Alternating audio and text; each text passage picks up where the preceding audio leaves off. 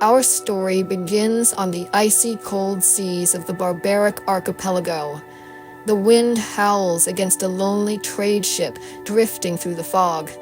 At the helm stands a man draped in worn furs and sea salt, Trader Johann.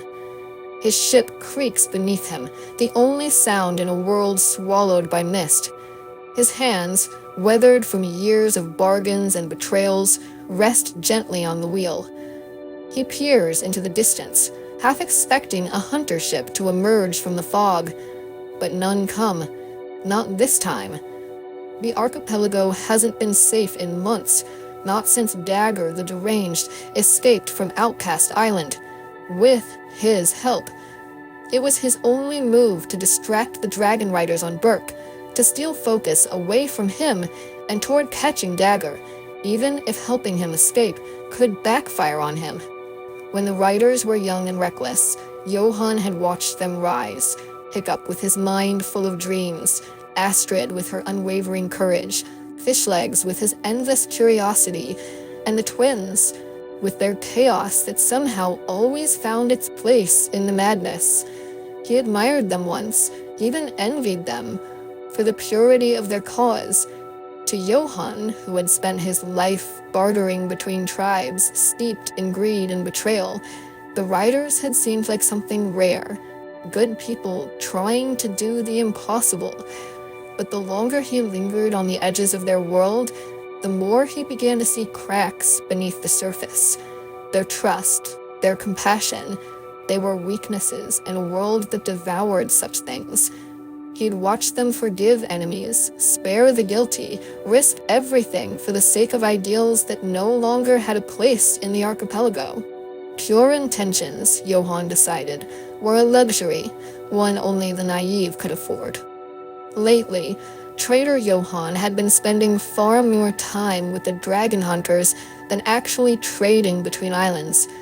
The archipelago had grown too complicated, too united for his liking.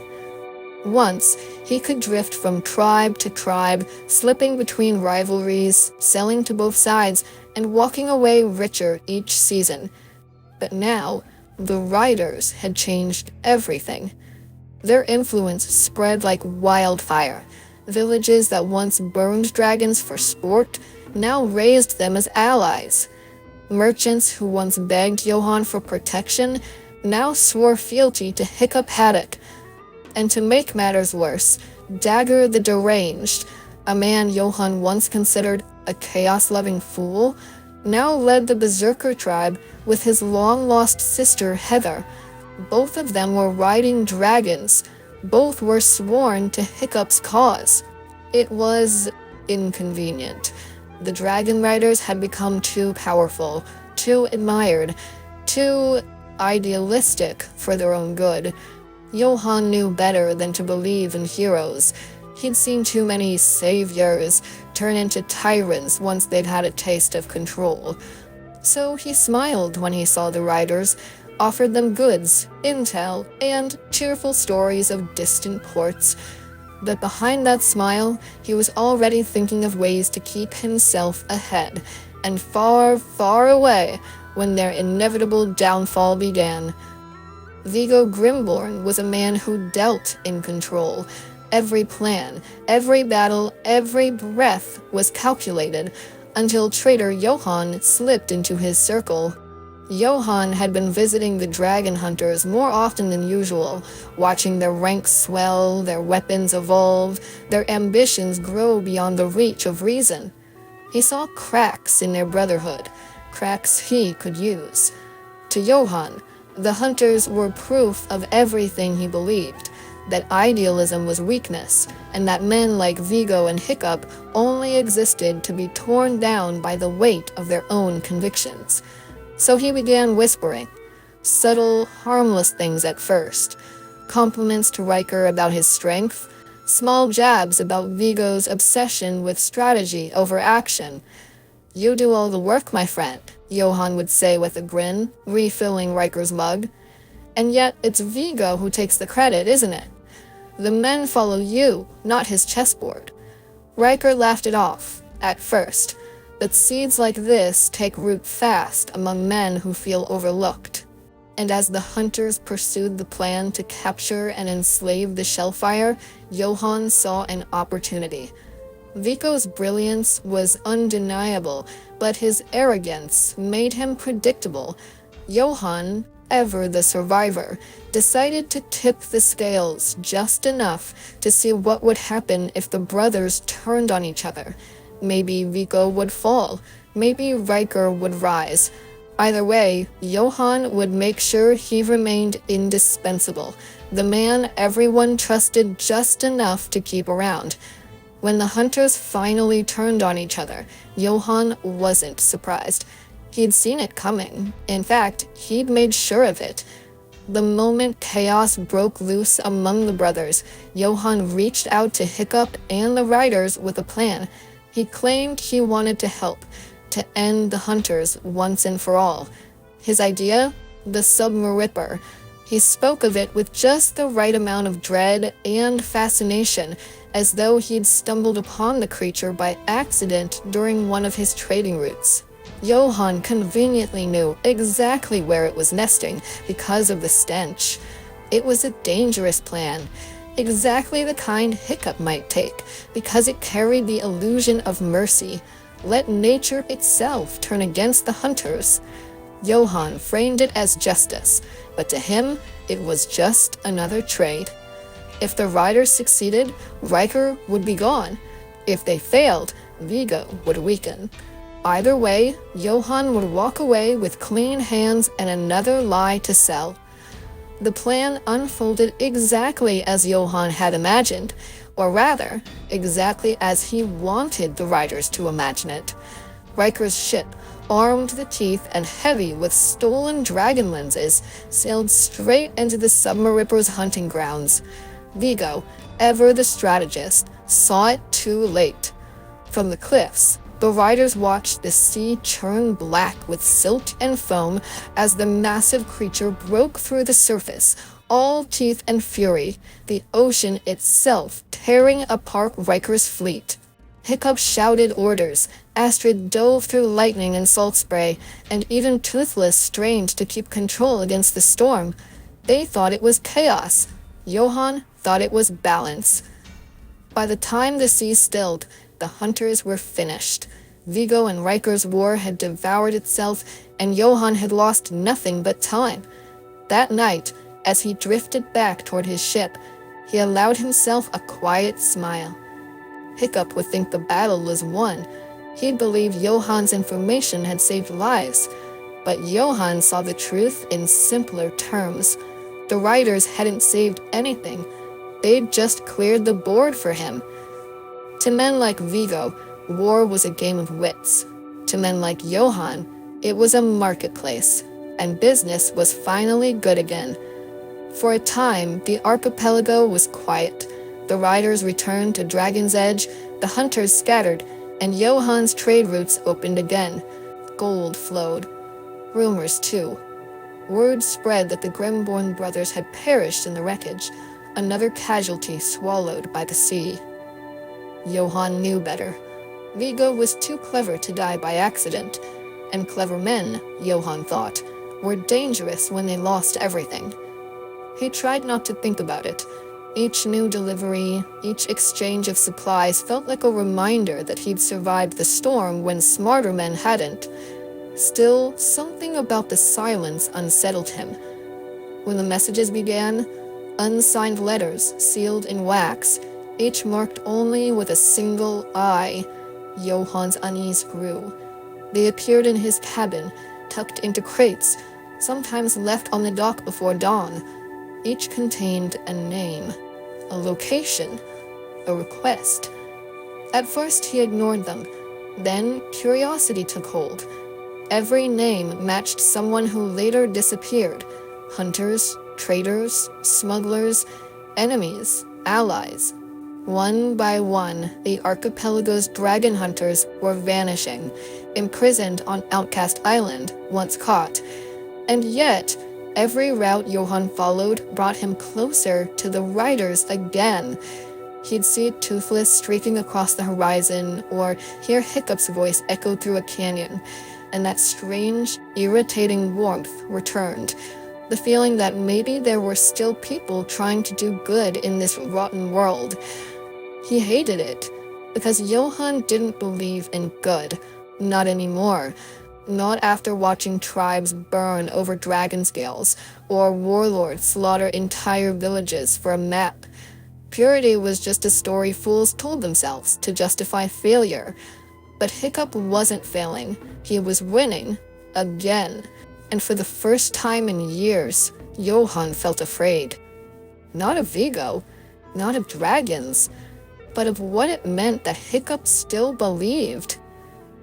The tavern smelled of salt, smoke, and old lies. The kind of place where sea rats and bounty men traded stories they'd never tell sober. Johann had been coming here for weeks, quietly taking stock of rumors. Missing traders, hunters moving deeper into the archipelago, whispers that Viggo Grimborn had survived. If true, it could be disastrous to Johann's business. He felt the presence before he saw the man, a coldness at the edge of the firelight. The cloaked man moved through the tavern like a blade through cloth, and when he sat across from Johann, a flicker of the candle caught the smile in his eyes. Still peddling the future of the world, I see. Johann almost laughed. Thought you were... He began, and then stopped when the other voice finished the sentence. I thought you were dead. Viggo's smile was small and sharp. Many have thought so, he said with a faint smile. It's an advantage, wouldn't you agree? Johann's fingers tightened around his mug. He'd learned to read men like Viggo, flattering, measured, always 3 steps ahead. You played your part well, Johann. You turned Riker against me, led the riders right into my hand, and when the sea took my fleet, you survived. That was impressive. You think I meant for any of that to happen? Riker was unpredictable, Johann tried, the words spilling out before he could sculpt them into lies. Riker was useful, Viggo interrupted, the words slicing through the tavern's hum. And so are you, or at least, you were. Johann felt his stomach twist at the implication. Were? Viggo leaned forward until the candlelight rimmed his cheekbone. You have knowledge, Johann. Contacts, maps. I could use those again. And if I refuse? Johann's voice was thinner than he intended. Viggo smiled then, a soft, almost pitying expression that made Johann's scalp prickle. You won't. He dropped something on the table, a small leather pouch. It spilled open as it landed, and Johann watched the coins clink and a token, a metal disc stamped with a single eye, catch the light. It was the same token Johann had seen once before, left in places he'd rather not think about. Because you've already been working for me, Viggo said. You just didn't know it. It was the kind of sentence that folded the room into pressure. The tavern's din seemed suddenly distant, the clash of mugs and laughter as if heard through water. Viggo's voice dropped, conspiratorial and cold. The riders trust you, Johann. They believe in you. Use that. Bring me what I want. Johann swallowed. The pouch of coins felt warm in his hand, heavier than it had any right to be. Outside, the wind moaned along the pier. Inside, the candle guttered once, then steadied. Johann looked at Viggo, and for the first time in a long while, the trader felt smaller than the world he traded in. He rose slowly, the decision weighing every step as he left the tavern behind and stepped back out into the night, the token's face turning in the lantern light like an accusation. The riders went about their missions, scouting, rescuing dragons, helping tribes rebuild, all the while trusting the one man who had quietly begun dismantling them from within, Trader Johann. He still smiled when he arrived at Dragon's Edge, his ship stocked with supplies and stories. Hiccup would meet him on the dock with that same earnest grin, the kind that made Johann's stomach knot with something like guilt. But guilt Johann had learned, was a poor investment. Instead, he gave Hiccup half-truths, enough to keep the riders safe from small threats, but never enough to interfere with Viggo's greater plans. He'd pass them altered maps, suggest neutral trade routes that conveniently led them away from the hunters' movements. It worked. For a while. Still, there were moments, fleeting, poisonous moments, when the mask cracked. He'd watch Astrid argue strategy with Hiccup, the two of them a perfect balance of strength and reason. He'd see Fishlights fussing over his notes, rough and tough, bickering like the world was still innocent. And for the briefest breath, Johann would almost believe in what they stood for again. Then he'd remember Viggo's token, the eye, the quiet threat, the way his ship had burned before because of one bad trade. No. Purity of intent was a luxury for people who'd never had to survive on secrets. One fog-drowned evening, as Johann's ship drifted in the shallows off an uncharted island, a lantern's glow flickered on the horizon, and with it, Viggo Grimborn's unmistakable silhouette. The man never raised his voice, yet his words carried like the hiss of steel being drawn. "Trader Johann," Viggo began, stepping aboard as though the sea itself had parted for him. "You've proven most resourceful, but I require something beyond supplies this time." Johann's mouth tightened. "I trade in goods, not secrets." "Then perhaps it's time to expand your inventory," Viggo replied, circling him like a wolf gauging its prey. "Hiccup has built another dragon eye, smaller, more refined. You'll fetch it for me." Johann's pulse stuttered. "You're asking me to steal from the riders?" "I'm not asking," Viggo said simply. "You owe me. The hunters have tolerated your double dealings for far too long. Consider this a test of loyalty." Viggo left as quietly as he'd come, his boots leaving faint prints of salt across the deck. Johann stood there long after the lantern light vanished, the sea lapping at the hull like whispers of judgment.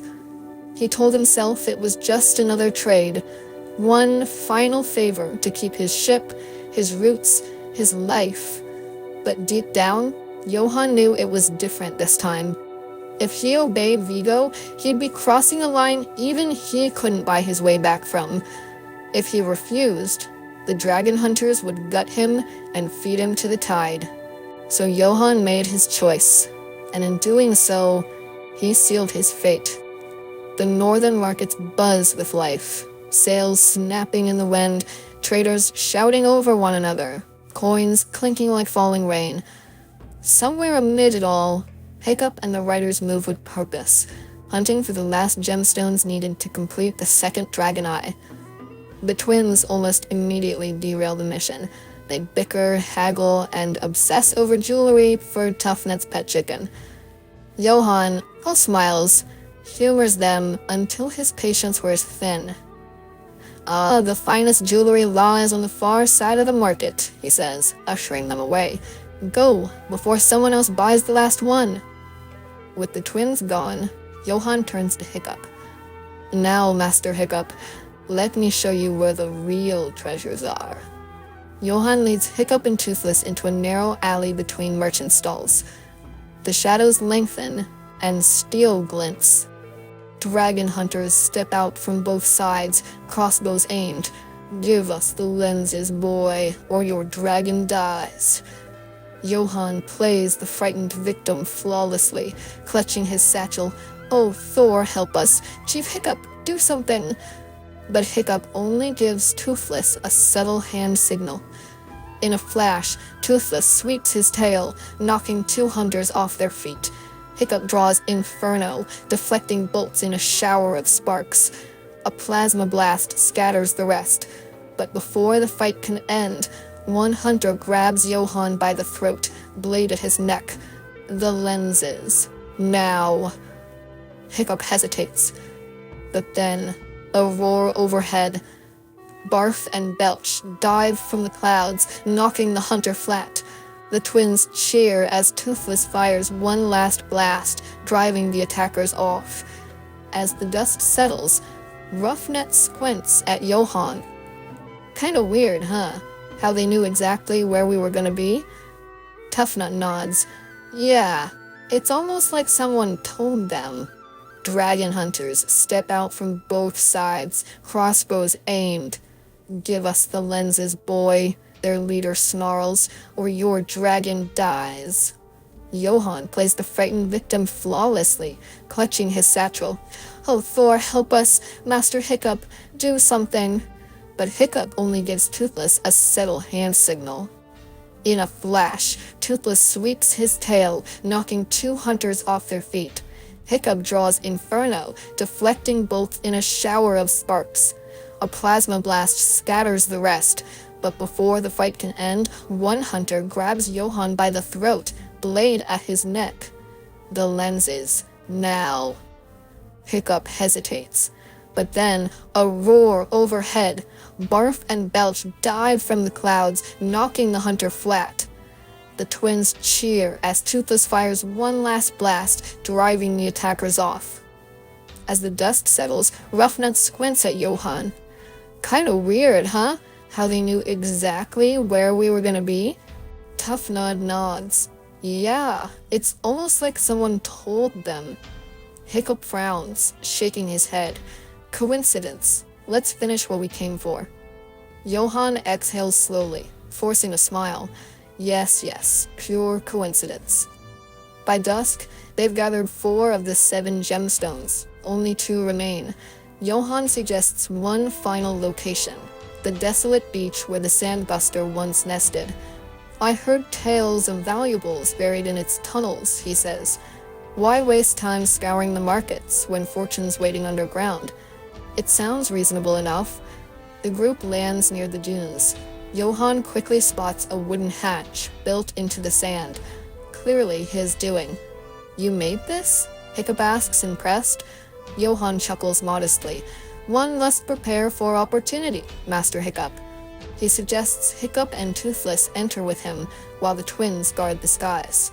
Just in case any hunters come sniffing around, Johann says with practiced concern. The tunnels are damp and narrow. Crystals glitter in the torchlight as the 2 venture deeper. Hiccup pries loose the last gemstones and drops them into his pouch. That's when Johann speaks, voice low, trembling. After all these years, do you ever tire of pretending, Hiccup? Hiccup looks up. Pretending? Johann's dagger slides from his sleeve. That you're better than the rest of us. Hiccup stiffens. Johann, don't. Johann steps closer, blade catching the light. I've spent a lifetime fetching trinkets and crumbs, while you, boy, sit on dragons and call it destiny. Give me the dragon eye. You'll never appreciate what it's worth. Hiccup's voice hardens. You've been working against us this whole time. Johann laughs bitterly. Working for myself, Hiccup. You think I'd risk my ship, my trade, my life for you and your pets? Every time I warned you of danger, I was the one who sent it. He circles Hiccup like a vulture. Dagger's escape? My doing. Viggo's raids? I paved the way. All of it. Planned. Bartered. Bought. But Hiccup isn't surprised. His hand doesn't tremble. I know, he says quietly. Johann freezes. You... what? I knew since the market ambush. The hunters didn't ask for the gemstones. They wanted the lenses. Only one person knew I brought them. You. Johann's smug grin falters. Toothless, Hiccup whispers. The dragon lunges from the shadows, but a net drops, snaring him mid-leap. Johann grins again. You think I'd come unprepared? He grabs the satchel from Hiccup. And now, the lenses are... He opens it and stares. Inside, 2 shiny necklaces, each engraved with a chicken. Ruff and Cuff's jewelry. Hiccup's voice echoes through the tunnels. You really should have checked your trade before buying it, Johann. Toothless fires a plasma blast, shredding the net. Rocks crumble. The sandbuster stirs, awakened by the noise. The creature bursts from the sand, screeching. Johann dives aside as Hiccup and Toothless face it down. A short, furious battle ends with the beast sealed behind fallen debris.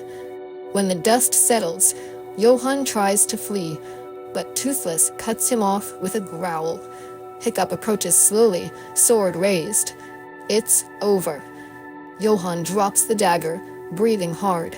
You'll regret this, boy. You'll need me again. You always do. Not this time, Hiccup says. The next morning, the riders gather at sea, their prisoner bound aboard Johann's own ship. The sky is gray, the water cold. Astrid's voice is sharp. We should have seen it sooner. Fishleg sighs. He fooled us all, even Stoic. Hiccup doesn't reply. His eyes stay on the horizon, on the black silhouette of Outcast Island rising from the fog. When they reach shore, Johann stumbles as they shove him onto the sand. His ship, his trade, his freedom, all left behind. Hiccup tosses him a small knife and a pouch of supplies. For surviving, that's all. Johann's voice trembles with hatred. You're making a mistake. Hiccup turns away. Maybe, but at least it's one I can live with. As the riders take off, Johann watches them vanish into the mist, the last of his bridges burning in their wake. The wind howls, the sea claws at the rocks. For the first time in his life, Johann has nothing left to bargain with but himself. Days pass, then a week. Johann sits in his cell on Outcast Island, the walls dripping with salt and damp. For the first time in years, he isn't plotting or lying. He's just waiting. When the footsteps finally echo down the hall, he already knows who they belong to. Hiccup stops at the bars, his expression calm. Not angry, not afraid, just tired. The kind of tired that comes from seeing too much of the world and still hoping it can be better. Johann smirks faintly. You came? I always do, Hiccup replies. You said you had something for me. Johann leans forward, eyes glinting in the torchlight. Viggo's plan. He's going after something greater than any dragon you've ever faced. The king of dragons, he calls it. He believes it sleeps beneath Berserker Island, and he means to capture it. Hiccup's brow tightens. Why tell me this now? Because... Johann exhales, the sound almost like a laugh. If Viggo succeeds, no one trades, no one wins. The world burns, and there's nothing left to bargain with. Silence fills the corridor. The sea roars outside. Hiccup finally nods. You'll stay here until we verify what you've said. Johann gives a mock salute. Wouldn't dream of leaving, Master Hiccup. Hiccup turns to leave, but pauses. For what it's worth, Johann says, voice lower now, there are still people who believe in doing good, even in a world like this. The torchlight flickers as the door shuts, leaving Johann alone with the sound of the scattering rats and, perhaps for the first time, a sliver of peace. Time in a cell has no meaning. Days bleed into one another. The drip of water, the shuffle of guards, the distant cry of dragons over the sea. Johann stops marking the walls after the first 100, then the first 1,000. The light outside changes, the storms grow harsher, and the years quietly take him. He doesn't count them anymore. When the cell door finally opens, the torchlight reveals a familiar face, older now, leaner. The boy, long gone. Hiccup stands framed in the doorway, dressed in the leathers of a chief. A few gray streaks touch his hair, Toothless waits behind him, older too, his eyes calmer, wiser. For a long moment, neither man speaks. Johann is the one who breaks the silence. So, it's been a while. Hiccup nods, faintly smiling. You could say that. He steps closer to the bars, studying the man who once played both sides of the world. Your information about Viggo, it helped. We found the King of Dragons. We stopped him. That was years ago. Johann chuckles, dry, hollow. Years, you say. I suppose they slipped right past me. Hiccup tilts his head, compassion in his gaze, but not forgiveness. You could have been part of something real, Johann. All those chances, all those times we trusted you. Johann looks away. Trust is expensive, Master Hiccup, and I was never good with investments. For a while they listen to the wind howl through the stone. Finally, Hiccup turns to leave. I wanted you to know your words saved lives, even if you didn't mean them to. Johann's smile fades. Maybe I did. Maybe I didn't. He looks up at the ceiling as Hiccup walks away, voice echoing after him. But I suppose that's one trade I'll never get to make, isn't it? The door closes, and once again, Johann is alone, surrounded by the steady rhythm of waves and the ghosts of bargains long spent. Outside, the wind carries the call of dragons, a world still turning far beyond his reach.